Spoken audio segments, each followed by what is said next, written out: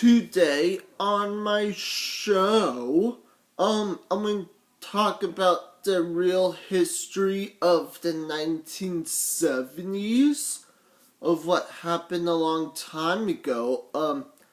Back in the early 1970s, there was actually the Stanford prison experiment.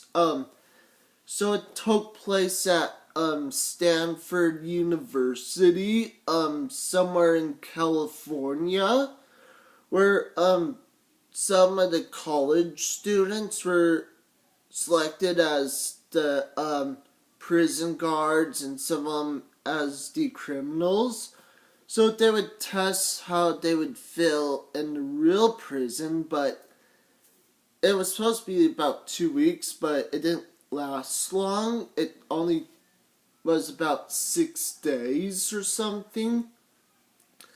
And then later, they made a movie about that.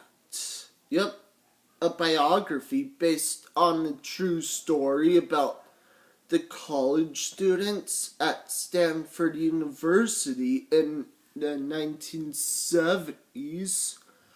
Also, what happened in the 1970s, the real families from East Berlin actually escaped from. So the families made their own hot air balloon and went in it so they could escape from East to West Berlin over the Berlin Wall, based on a true story by Disney's Night Crossing. And, there's a lot of things happen in the 70s. For example, Farrah Fawcett. If anyone remembers her, or if she was so pretty in the 1970s, probably recognize her from Charlie's Angels. And back then, for Disney Studios, before they made Disney movies with PG and PG-13, well, back then Disney movies were only G-rated back in the 70s.